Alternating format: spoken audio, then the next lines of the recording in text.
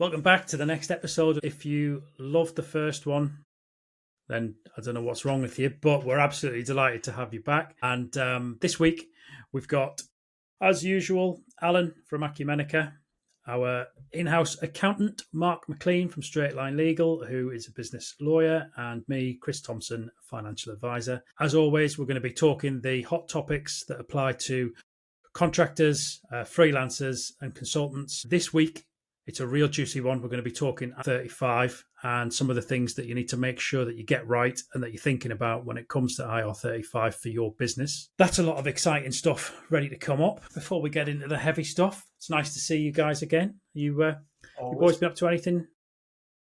Well, I was in Portugal last week, which is not unusual for me, as you're aware. But the good thing last week was we managed to get the team together, like by which I mean the family. My son came over from Brooklyn with his wife to Portugal, and my other son was there as well. And my wife wasn't expecting it, and the surprise was special. She literally just about passed it. It was exceptional. But it was good, and I think Mark, you went another direction, didn't you? You went with your family across the other side of the pond, didn't you? Yes, yeah, we went over the other way. We were in the deep south, y'all. Mm-hmm. Sorry, that was quite. What was the weather like? But we were. I thought it was going to come out way better than that, but yeah, it was amazing. We did a little loop of Nashville, Memphis, New Orleans. Went down the bayou. It was incredible. Loads of music, loads of food, loads of moonshine. Have you been to America, Chris? Hi, and the thing that impressed me the most was even throughout growing up in Newcastle, my whole childhood, I'd never ever seen brown ale on tap anywhere until I went over to the States. That was a special day. Wow, where was that? It was in Florida. I went to Sarasota, just a little bar up there. But apparently, they quite like it over in America, so they can't be all bad. That's the last thing you'd expect to see in America, isn't it? Someone serving Nuki Brown. It's just like, oh, please, I was trying to get away from this. For God's sake. Never, but the bottle in itself is, it's a handy weapon. If needs be. Around Newcastle, you've always got to have something. You've got to be prepared. Yeah. Was that in a Newcastle bar or something? No, was it like a? No, it wasn't a themed Newcastle bar.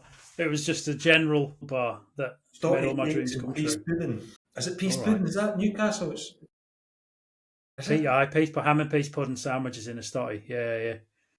Wow. Tip top. I'll take you guys for a tour one time. We could deep fry it if you want. Yeah, we'll just chuck it in the fryer, mate. You'll be fine. You feel right at home. Back into this nonsense. One thing about the US, though, that just seems how we were kind of talking about America, and kind of trying to bring it back to business, somewhat, is their attitude towards business. Certainly in New York, anyway, I find the way that everybody's a kind of got this go-getting attitude as well. Do you know what I mean? And they're really willing to work. And I think, while it's maybe no politically correct to say this, that I'm quite fond of the idea is that if you're not willing to work, you get kicked to the curb a wee bit.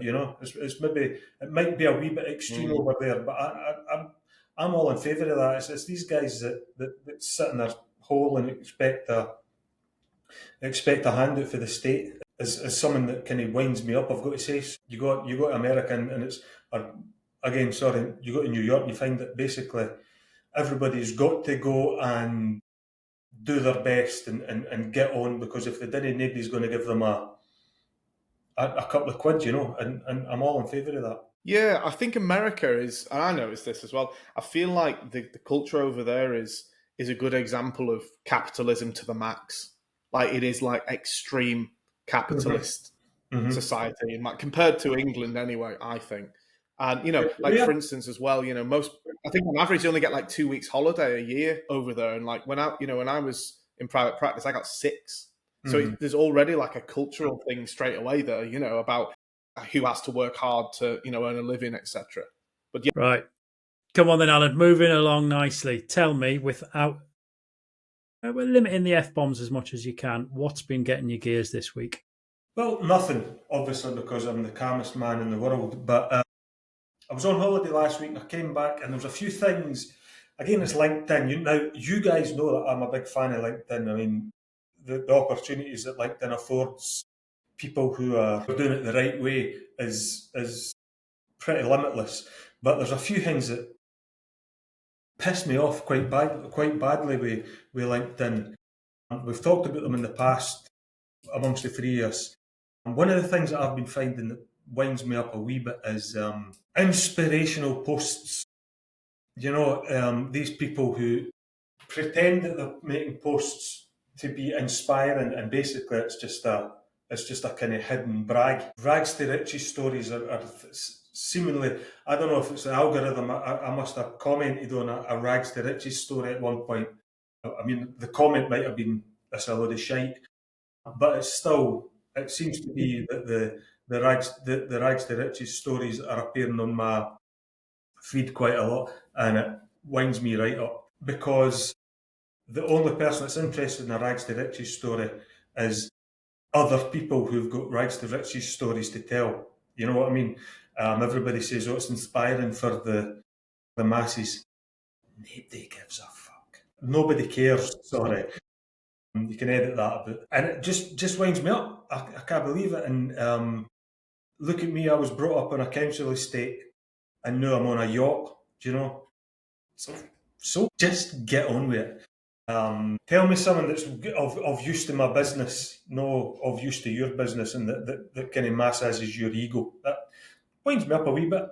People are probably going to get annoyed at me for even saying that, but there you go. I'm sorry that they've failed to inspire you, Alan, but we all know there's a lot of weapons out there online and LinkedIn in particular. But the thing is, a It's a lot of bit the time, it's no, they're no rags to riches stories because Andrew Carnegie, another fellow Scot, right, he's a fifer, so we're trying to hold that against him. But Andrew Carnegie had a true rags to riches stories. Richard Branson was probably another rags to riches story that's appropriate because they did come for kind of grinding poverty and they're making like mega bucks, right? Most of the people that are telling these rags to riches stories, it's not really a rags to riches story. It's a council house, fairly comfortable, but we had to give up a couple of things, or the day without a couple of things. From that to living on a nice street, and you didn't need to think too hard about feeding the kids. It's not really a big achievement, you know what I mean? And it just anyway. no, I get you. I get you on this one. I think there's a fine line between putting a post out, which is designed to be inspirational and show other people that they too could, start with nothing or very little and amount to something important and useful and all of those things. And then crossing the line into, I don't know, that kind of self-indulgent nonsense that everyone sees on LinkedIn.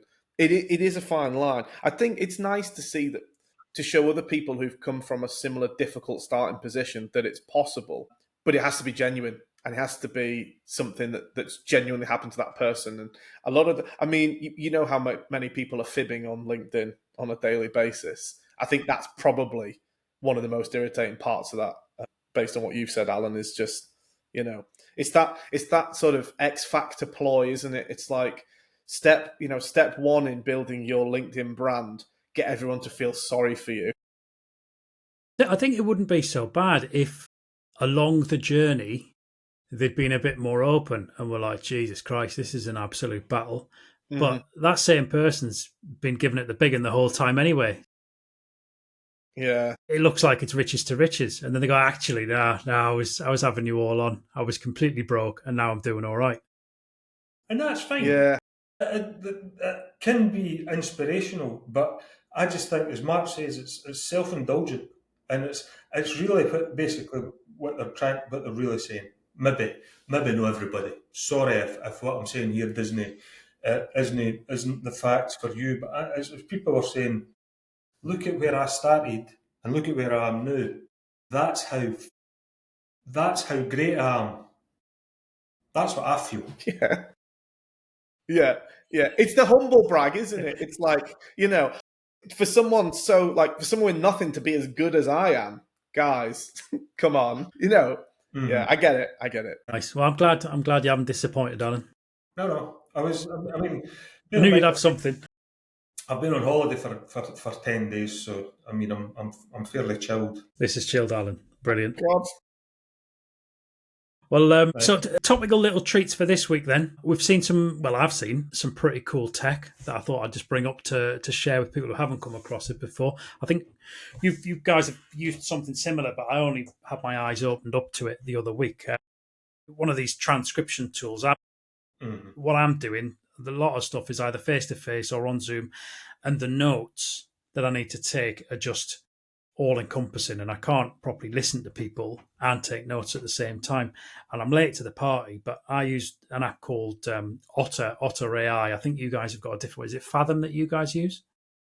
Fathom I use anyway. This is just it's knocked me socks off. Just put it there, running in the background, and it just fires. Not only does it transcribe everything that you've said on the meeting, it's an actual good use of AI, not just dicking around on GPT, but it's going, right, these were the questions that were asked. Here's were the action points that you've agreed. Here's a couple of deadlines that you've mentioned in the call, so that you get to the end of it and it's just like done by the time you've hung up the call. I can't believe it. This stuff's game changing. It's impressive. It's magic, isn't it? Do you use Fathom as well, Mark? I don't know what the difference is between. Yeah, I think. In fact, I was the one I think who recommended Fathom to you. We used it a while back for one of our meetings we had, and I sent you the note, right? And you said that's amazing. I'm trying to remember. So yes, I do use Fathom. It's buttons though. I think there's a free version of the one that I use, but if you need the premium, which I do, it's like $8 a month or something, whatever that translates. That's nothing for the amount of time it's going to save. I think Fathom's slightly more expensive for the premium, to be honest with you, if I remember, because I'm on the free one and I filter my transcript then through ChatGPT because I pay for the top tier of that, and I think the functionality in ChatGPT is far superior to anything that's going through Fathom or Otter. That being said, it does genuinely impress me when you get the AI summaries out of Fathom. But I just think ChatGPT's got more. What are you taking from Fathom and putting in ChatGPT? The full transcript. Right. So you get the video recording, and if you click on transcript, you can copy it, and then I take it into in fact, I just copy it straight into ChatGPT. But the section where you type. Is that not kind of defeating the purpose then? Because do you not get the summaries? I do get the summaries, yeah. But to get the top tier ones, you have to pay for the premium subscription, and I just felt that for an extra one step, popping it through ChatGPT, that it wasn't worth the extra money, to be honest, from my perspective, because I've made some really good prompts that I've set up in ChatGPT, and so I can just quickly whack out a summary in my tone of voice, which I can follow up with the client. Whereas, for instance, in Fathom or Otter, I assume, I haven't used it, frankly, it kind of just pulls up. It's like, here's the AI summary in the only format that we know, in the only style that we know. Okay. Whereas when I want to send it to a client, I don't just want to send the fact of what happened. I want to say, you said this, and this means that we do this, and I want to kind of convey it in the way that I would write to them. Okay. So for me, that worked better to just copy that into an email then and fire it over after the meeting. I think Otter's quite good in terms of you can chuck different prompts in, extract this in this particular style. But yeah, I'm a newbie to all this. I'm still having my socks blown off at the fact the computer knows I'm talking. Let's get into the meat of the big stuff then. So right. what we've come here for today, some top tips on protecting your business against IR35 problems. Mm-hmm. So this one's going to be a pretty Alan Broom heavy episode, I would imagine. So, right. So who actually decides, or how do you decide, and who is the end authority as to whether you are inside IR35? So, it depends who the client is. If the client is a medium or large business as defined in the Companies Act, then the client themselves makes the determination. If it's a small company or a small enterprise as defined, then the contractor makes the determination. And in case you're wondering, medium or large enterprise as defined by Companies House is one that would be above turnover of 10 million, I think balance sheet value of no less than 18 million and fewer than 50 employees. So, but generally speaking, when you go into an engagement, the end client will know. He'll say, right, we make the determination or you make the determination.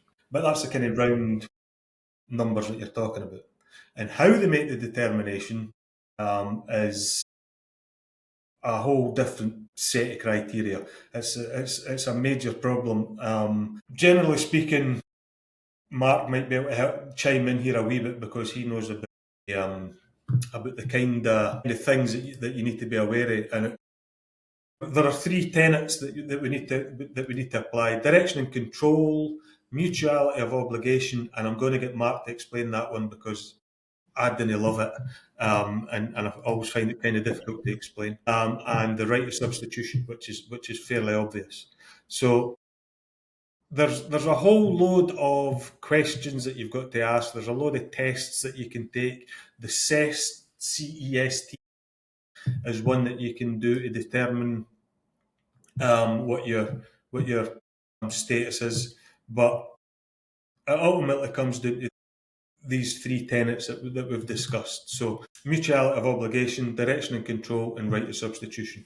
I think mutuality of obligation, Mark, is a fairly esoteric kind of legal term that's quite difficult to define, isn't it? It sounds more complicated than it is. The way I try to simplify it with clients when I'm explaining it is that between your, we're going to call them an employer for these purposes, but obviously that's the point, isn't it? We're trying to work out if you are an employee. So if I suppose the client in this scenario, if when they offer you work, you have to take it, and if they have if there is an obligation on the client to offer you work, that's the mutuality of obligation. So that's the simplest I can put it. So they've got to offer you work. You've got to take the work when they offer it. Mm-hmm. Which seems a kind of weird thing for it to be relevant. You know what I mean? But it makes sense. So if one of those is missing, if one side isn't obligated, does that if they have to offer you work but you don't have to take it, or I mean, I guess you'd never the other way around doesn't work. With mutual obligation, you'd never. Say again, sorry. That's where the mutuality aspect comes in. Yeah, and practically, you wouldn't typically see a contract which says you have to offer me work, but whether I take it or not. Yeah. I thought as soon as I said it, I thought that sounds absolutely nonsense. Yeah. So no, I mean, in principle, there might be a contract that says that out there, for whatever reason. But I think the key is it does have to be mutual. So they got to offer you it, and when they offer it, you've got to say, "Yes, sirree, sign me up," every time. And I guess the other two aspects that we've spoken about are probably a wee bit more straightforward to explain. So direction and control concerns how much influence is exerted by the client on the contractor, and how much. And right of substitution is obviously the ability to send a substitute. Practically, if you can, the right of substitution, if you have what's called an unfettered right of substitution, which means you can send a substitute without recourse or prior approval, if you like, by the client, then you're laughing. That's almost the kind of holy grail of IR35 dump. A fettered right of substitution would be where you say, effectively, it would be a case of saying, I can't quite make it today, or I can't send, but I'm sending somebody else. And then they've got to say, the client would say, well, that's fine, you can do that. That would be a fettered substitution. A lot of the difficulties come into play in terms of internal security issues with the client and what have you around rights of substitutions. That's difficult. Yeah, And, it's a tricky one, that. Yeah. Sorry, go on.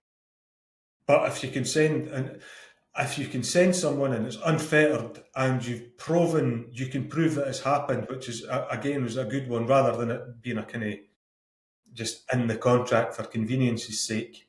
If you can prove that you've actually used it, then Bob's your uncle. Really, you've nailed it. Yeah. So yeah, and again, to simplify it to the, I suppose for anyone listening, it's if you're able to substitute without the client saying anything, that's good. If in order to substitute, the client has to have some input, you start to get into the realm where it's a bit murky for you. The more control the client has over that substitute, the worse it will be from an IR35 perspective. And speaking of control, What was the? go on then. So I was just going to say that second point. We skimmed over that quite quickly onto the substitutions point. I was just going to ask you to go back on that one. Yeah, the control's quite a big one, isn't it? Really, I think, Alan. That's kind of where you see. I feel like that's what you were just segueing into there, Alan, and I've ruined it for you. Fucked it. That's all right. It's nearly smooth. Direction and control. There's been quite a few kind of, I suppose you would call them landmark cases in the past year or so. Two of them actually involving Sky. So the Neil McCann case, Neil McCann, guys, you remember him as a wee Scots guy that used to play for Rangers, Dundee, etc., then became a pundit on Sky. And I don't know anything about this guy because it's rugby. Stuart Barnes, does that mean anything to either of you guys? Anyway, that's fine. But they're two key landmark cases that were involved recently, and it was both surrounding direction and control. HMRC unfortunately won both cases at either the first tier or the upper tier, I can't remember. And they were both kind of around the question of direction and control. Again, it's a difficult one to prove, a difficult one to establish, and it's difficult to have a kind of checklist or anything. You know what I mean? But I suppose it's like anything else. If you just make sure that you're non-employee and you don't behave like an employee, and you, I suppose, make sure that the control that your client exerts upon you isn't such that would kind of suggest that you are an employee, then you've got to take it right. These two presenters, there's been quite a few of them in the past. Kay Adams, Eamon Holmes. Yes, I saw this one. Yeah. But the issue that you find with these is that it's difficult to understand how it could be looked at as anything other than inside IR35 for direction and control purposes. Do you know what I mean? Because of the way that a TV studio works, there's always somebody going to be telling them what to do and how to do it at quite a kind of granular level. When to do it. They're never going to. Yeah. It was always kind of doomed to failure, But in the real world, I guess, if you like, you can always exert a little more influence on the relationship than that. Can you give a couple of examples of what might cause you an issue and an alternative way? Okay, well that would be outside of IR. It changes by the day. Hours of work is a... Pardon? Sorry, go on, Alan. No, I was just saying hours of work is a good one as well. If you... Hours of work, aye. Repairing defective work, that's another part of it. But we kind of use supervision. Supervision. We kind of use an analogy of the taxi driver. We always kind of use this analogy. It might be less relevant now, but I always find that when you get in the back of a cab, you say to them, "Take me to, I don't know, Lime Street Station." So that is the extent of the control that you've got. You just basically get from where you are to Lime Street Station. The taxi driver, who in the analogy is the contractor, then makes a decision to get from wherever you are to Lime Street Station. So there isn't enough direction and control in there. However, if you were to get in the back of a cab and say, take me to Lime Street Station, and you go, right, where's that? And then you've got to give them all the directions to Lime Street Station, then you're in control of that relationship, if you like. So therefore, then it would be, I mean, obviously it wouldn't be an employment situation because it's a taxi driver, but you know what I mean? It gives a good idea of the extent of control. A taxi driver a car that I'd be exiting very quickly. Aye, that's not sure. I suppose it's an outcomes basis. So ideally, if your engagement is to like your client says to you, I want to have in 6 weeks' time or what have you, this deliverable or this outcome, go away and do it. You know, go and get that done. That's what you want. Milestones in between that are fine, but if basically you're on a call-off sheet situation where everything that you're doing is determined, you turn up in the morning and X, Y, and Z's been done by the client or decided that that's what you've got to do, then you've got to be wary of things like that. It's difficult for me really to give a solid example because I never find myself in those particular workplaces. I think it's easier to look at it as a puzzle. This is the way I explain it with clients, and there's lots of different pieces that make up the puzzle, and you can kind of look at it as these factors would be on one side of the line, and these factors would be on the other side of the line, and then it's kind of a bit of a, picking where each thing falls and then trying to make a determination. In fact, there is a tool you can use I think it's on HMRC's website. It's not amazing, but that sort of asks you some questions and, tries to make a determination based on what you've told it. But it's not kind of saying this would definitely be outside or this would definitely be in. It's looking at the big picture of all of those points together. It's everything taken as a in the round, really. One thing that we're finding is more and more relevant is actually making your company more like a business. So the acronym is EBOYA, in business on your own account, EBOYUA. So that's something. So it's always good practice. Rolls off the tongue. It does, doesn't it? It's always good practice to make your business look like a business or appear more business-like. That's something that I think is quite important at the moment. There's been a couple of cases, and I can't remember the names, but there's been a couple of cases that's been perhaps not the determining factor, but it's certainly been influential in the in deciding the case. So that would be yeah.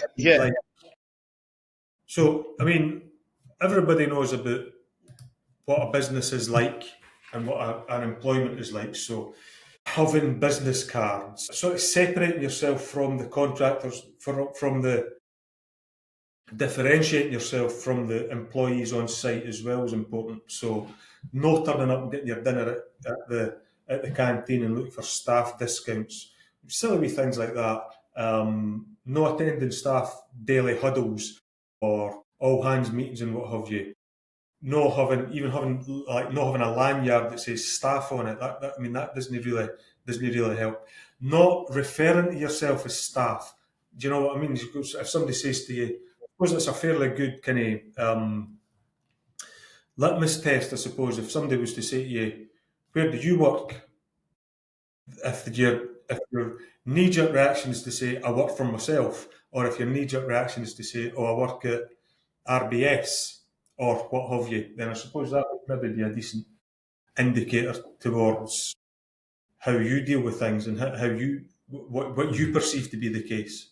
Yeah. There's a lot of different aspects here, but the burning question that I can't help but think is if it's down to you in particular to determine whether you're in or you're out, and you are blasé about it and think, oh, well, I'm out because, that kind of suits me.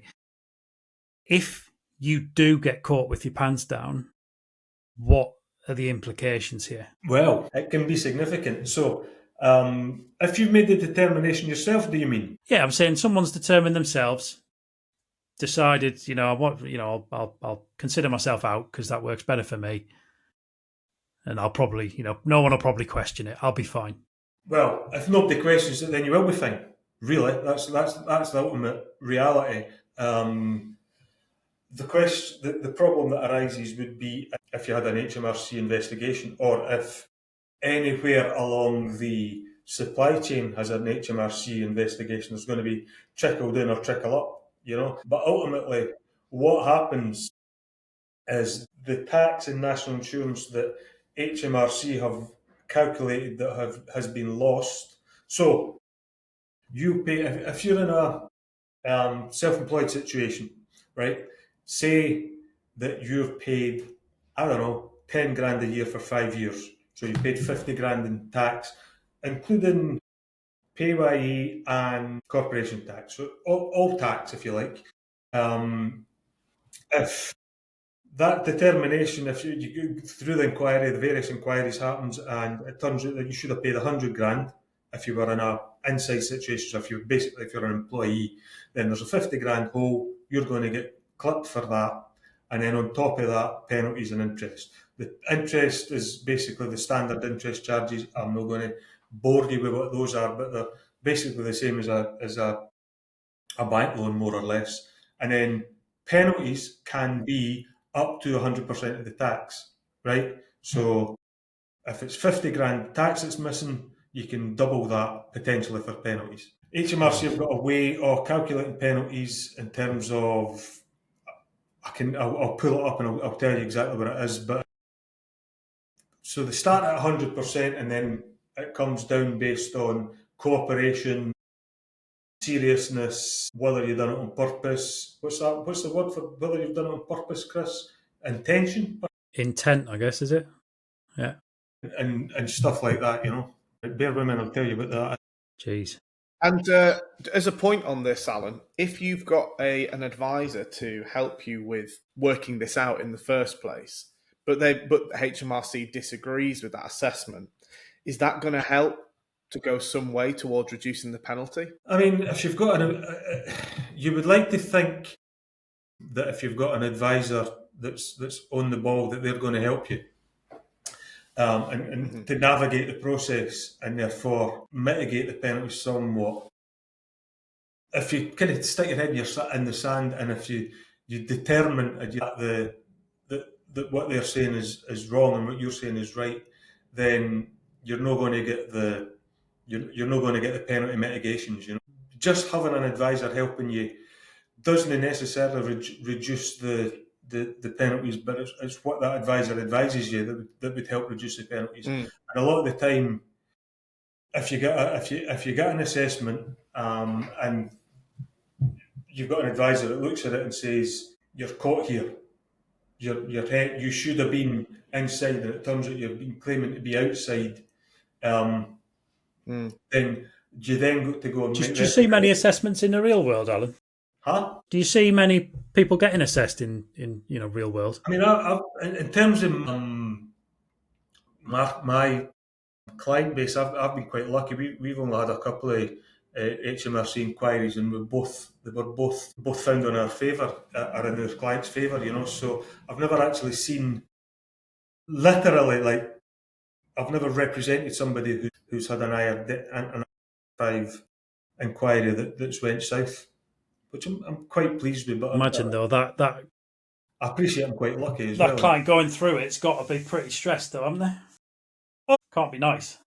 Absolutely. The one that we did have a wee while ago, it was pretty hellish for the guy. He was a contractor with Sainsbury's Bank.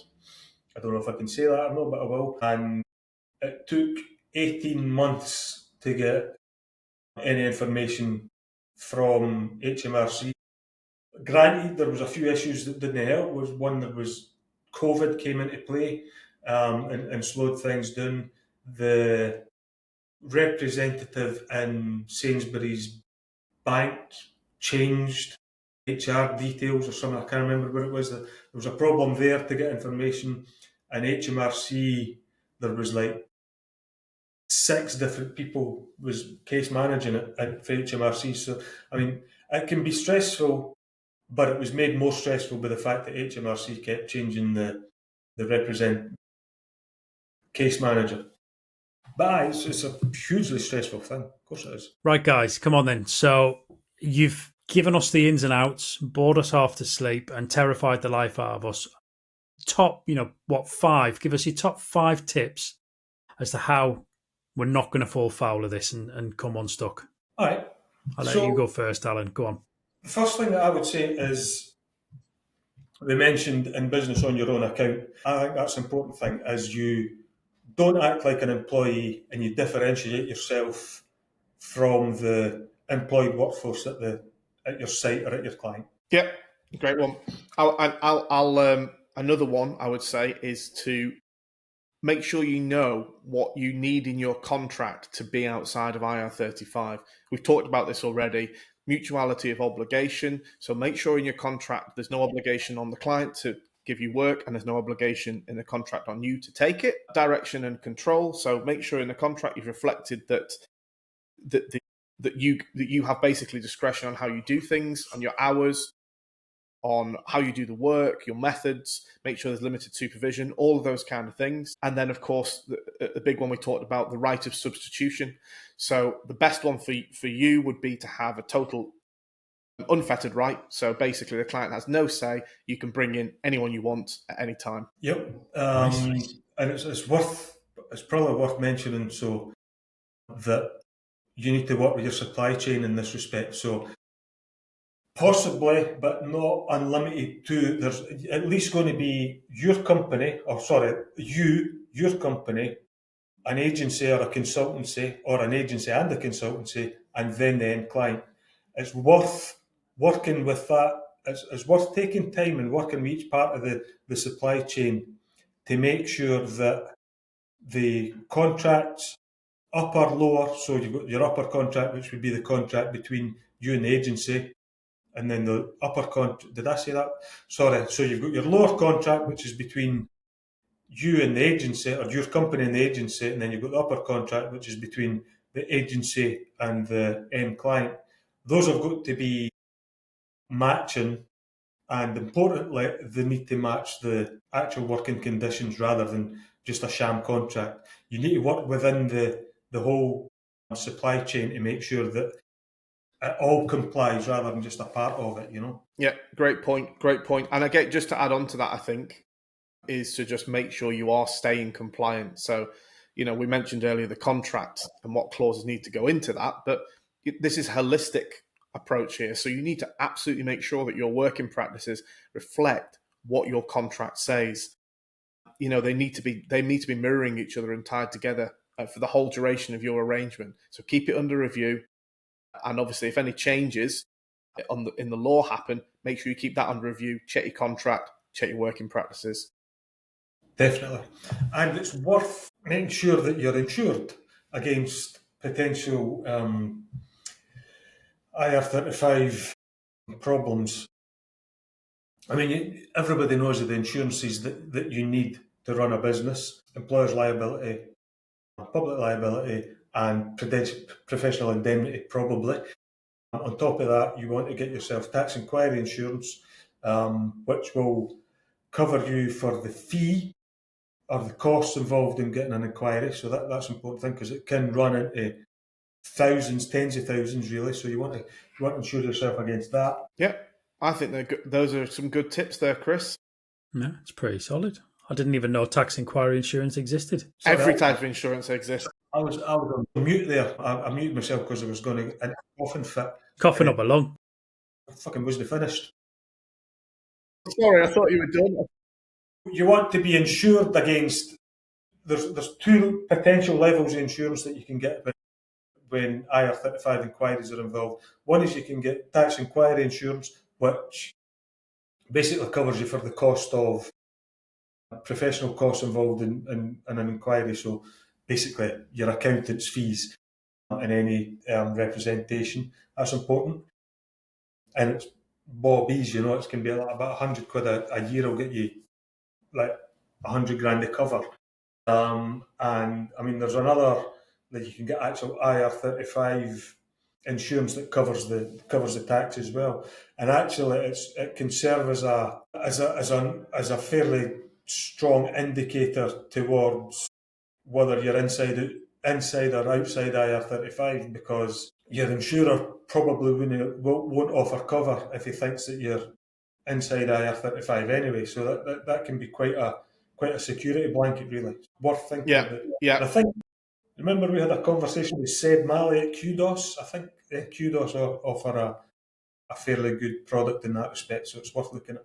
Also, to add to the point as well, like you said, Alan, it's, being in business on your own account, if you've got insurance to cover your liabilities, that's another indicator that you're in business on your own account, isn't it? It is, yes, absolutely it is. Well, are you happy that we've given that one a good scene too? Aye, I think so. Absolutely. Feels like a comprehensive one, right? Okay. Edit. Yeah, can't wait.